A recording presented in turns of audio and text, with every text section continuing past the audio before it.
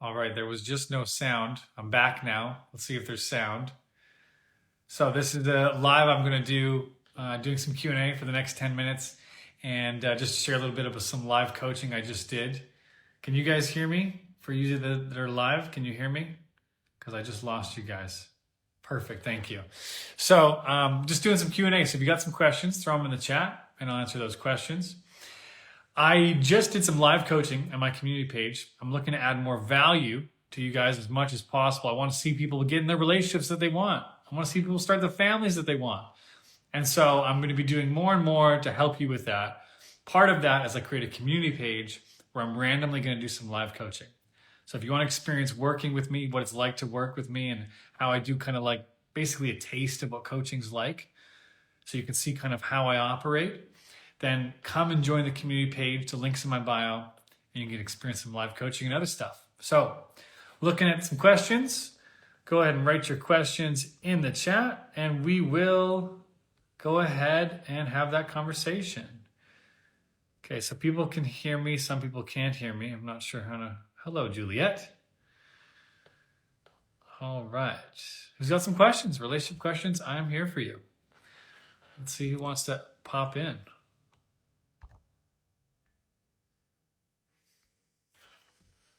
Hey, Juliana. Oh, there we go, our first question. She's not ready to commit, and it makes me feel I'm not good enough. There's been trauma and bad relationships on her behalf, but it's starting to feel like an excuse. What are my thoughts? So if she's not ready to commit, and it's making you feel like you're not good enough, those two things might not equate to each other.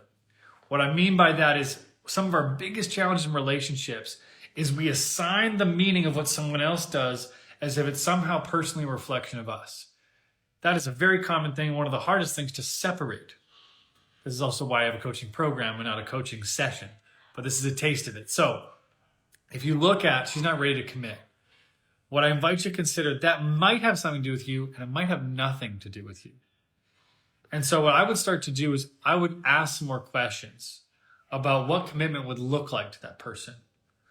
What do they feel they're stuck with, or what do they want to make sure they do that's in line with the commitment they want to make? So have a few deeper conversations about it. The challenge is it's going to be very easy to get attached in these conversations, which kind of limits our ability to speak freely. As soon as we get attached to something, it's very difficult to speak freely about it. So I really invite a conversation around what would commitment look like to that person, and what do they feel challenged about committing right now? That would be the place. Now, I wouldn't say it's an excuse. I've been in relationships or dating where the other person was like, okay, let's go to the next level. And I'm like, I'm not there yet. I got out of a breakup, and I really want to make sure I have a new relationship in a new way. And I feel like if I was to commit right now, I could be rushing. I don't want to rush. That was absolutely the best choice for me at that time. That person didn't like that choice. They said, okay, well, I want to be with someone who wants to commit with me. And I said, fair enough. I'm not there yet. This isn't a card. I'm not playing games with you. I'm just not there yet. I felt like that person was trying to force my hand a little bit. And that's their choice too. But what I'm hoping to engage everybody in when it comes to these conversations about relationships is the title of my coaching program, which is Love Over Fear. We're either acting from love or we're acting from fear. So I invite you to look where you might be acting from fear in this situation that could turn into love by having that conversation around commitment. Thank you for the first question. Next person. So I broke up with my girlfriend a month ago. I deserved reciprocation. There's plenty she wasn't working on. Now I'm missing her. Can she change? Maybe we want to come back. So it's so normal for you to miss someone after you break up with them.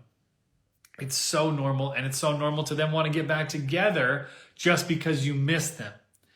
Now, there's a big problem in that. If you get back together just because you miss them, then you're getting back together in the same relationship that you didn't like in the first place.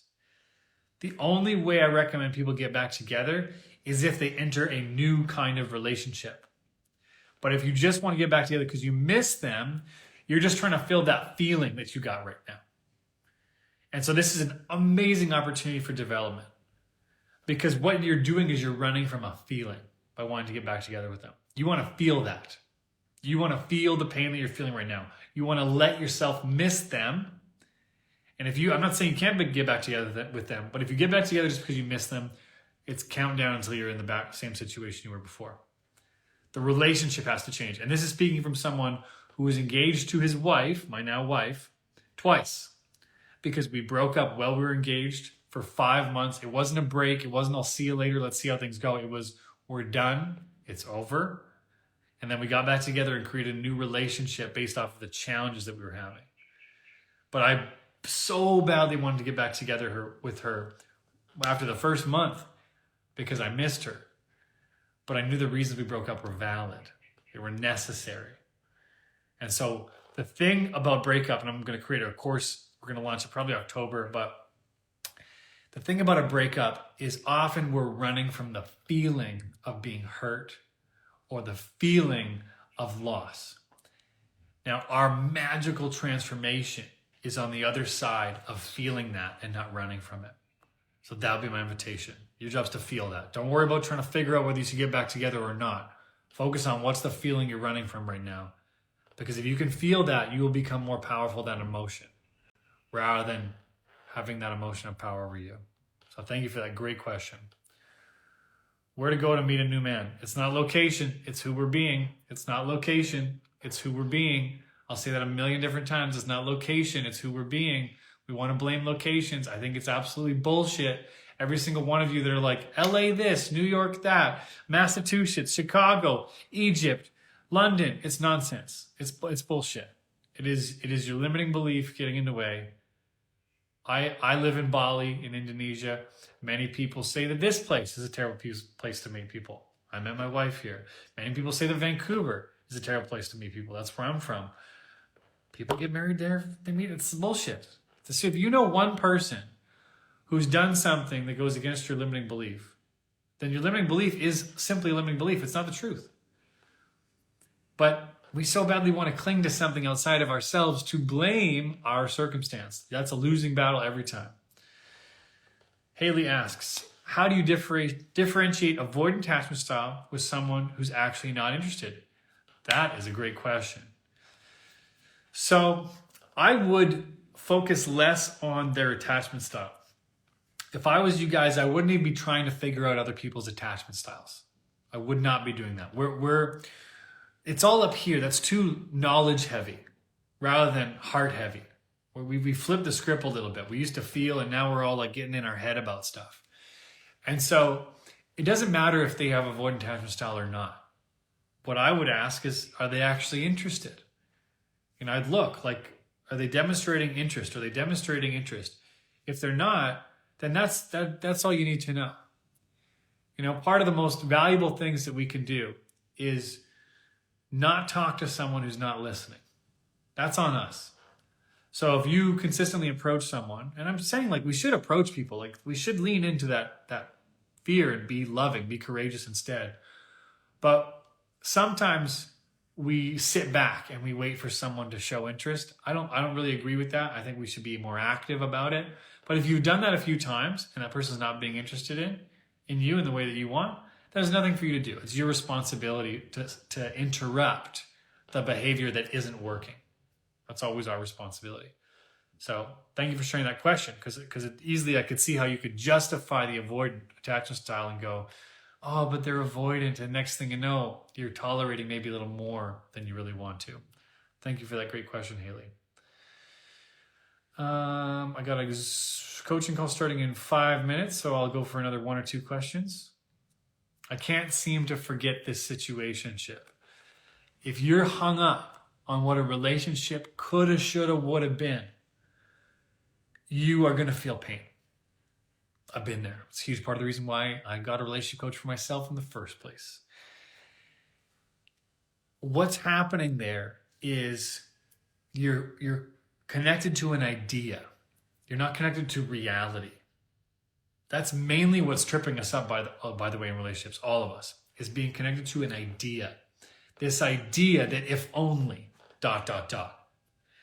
The challenge with that is it is a never-ending cycle of pain because you can't change that. There's nothing you can do about that. It's really a way of giving our power away.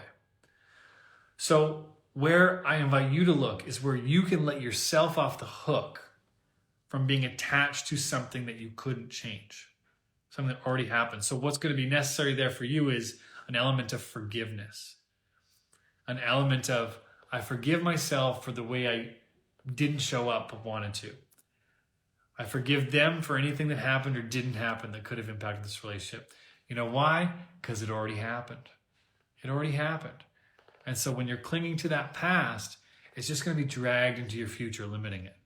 Now, I know I'm saying this kind of stuff off the cuff to you guys, right? It's very quick.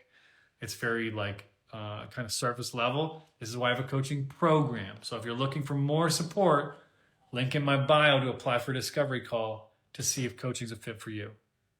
All right, you guys, I got to hop off because I got a coaching call starting in 3 minutes.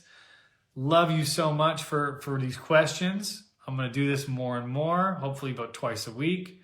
So thank you very much for popping on here and stay tuned. Sending you love.